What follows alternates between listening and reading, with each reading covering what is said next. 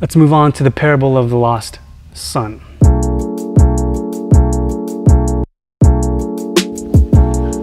It's important to interpret the parable of the lost son in the same way that we have been interpreting the parable of the lost coin and the lost sheep, because they are all telling the same story. So in the same way that the shepherd or the sheep would not have wandered off if the shepherd would not have allowed it, the son would not have wandered off if the father would not have allowed it. Now, the son asked for an inheritance. An inheritance should only be given after the death of the father, right? But the ungrateful son demanded his share before the father even died. Instead of being stern with his son and denying such a request, the father gave him what he wanted. Okay. Because of that, with his newfound wealth, the child, unsurprisingly, did what any child would have done: waste all his money on temporary happiness and false satisfaction. This could have been prevented if the father would have been more responsible, right? Now pay attention. The son did not leave the church or religion or God. In no way does Jesus infer that he is the father in the parable or that the father is God. We need to stop making these parables so religious or so specific to one religion, right? These parables don't apply to any religion. Jesus talks about something that underlies and is way more important than any religion. When the son was found, right, when he returned to the father's house, he didn't find faith, Jesus, or God. He had simply returned to the home in which he once belonged. When the sheep was found, it was simply returned to the flock that it had once belonged to. When the coin was found, it was simply returned to the woman it once belonged to. Do you see the pattern here? Being found cannot mean becoming a Christian, right? The coin didn't become something else when it was found. The sheep didn't become something else when it was found. In none of these stories do the lost find anything or discover anything new. Let that go through your head. It's also important to understand that the metaphorical shepherd and the metaphorical woman in these stories do not represent Christians who find lost atheists or anyone else who doesn't practice the Christian religion. It may seem that the son finds the father. It is in fact the father who finds the son, and I'll explain why. The parable of the lost sheep and the lost coin aren't really about the sheep and the coin. Likewise, the parable of the lost son isn't really about the son. Right? Have you ever noticed that there are two sons in the parable of what we call the prodigal son? Right? Have you ever noticed that the other son is also lost?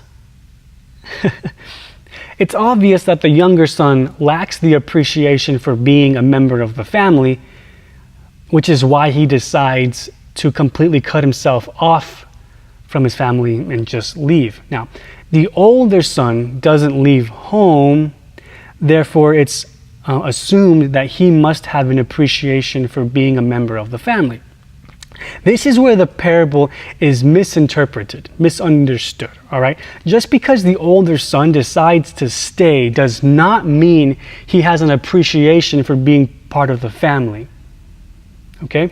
When the younger son finally comes back, the father throws a huge party because he's so happy that his son is back, and the older brother gets very jealous, and he says to his father, "All these years I have slaved for you and never once disobeyed, yet you have never thrown me a party like you did for your other son." Now, if the older son truly appreciated his position as a son, why does he consider himself a slave?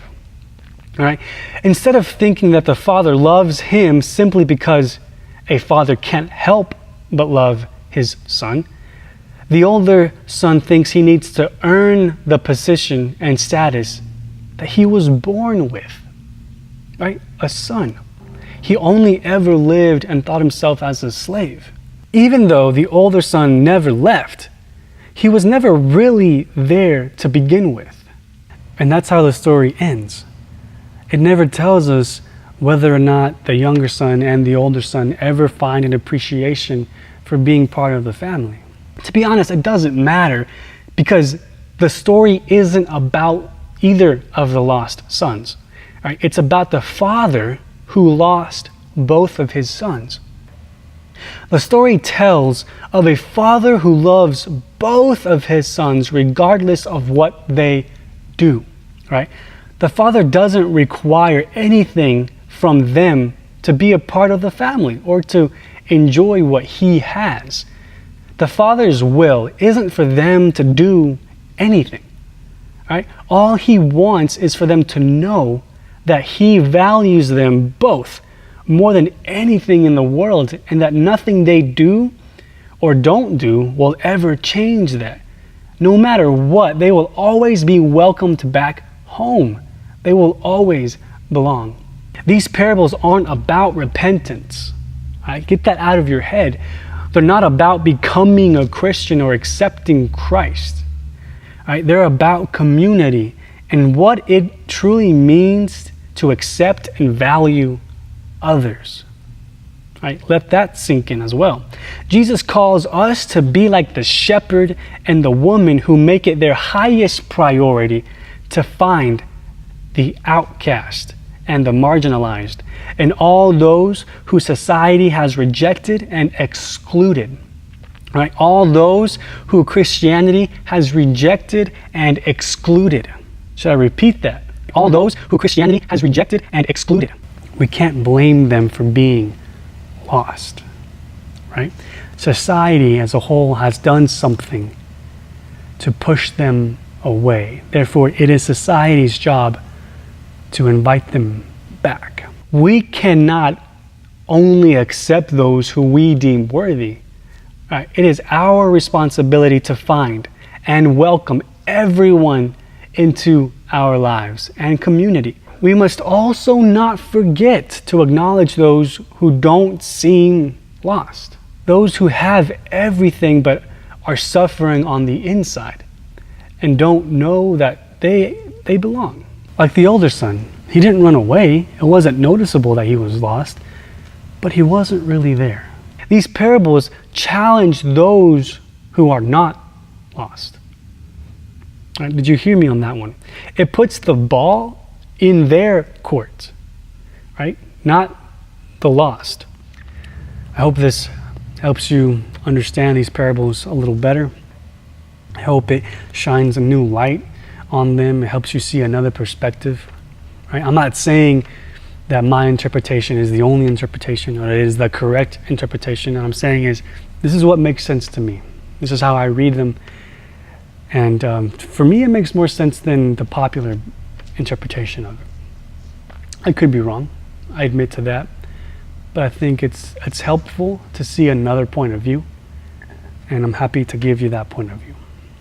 All right, and I challenge each and every one of you that when you read these parables, when you read the Bible, to look for other points of views, to see the logic or the illogic, the fallacies in the popular belief. Because oftentimes, sadly, the popular belief is the furthest from the truth.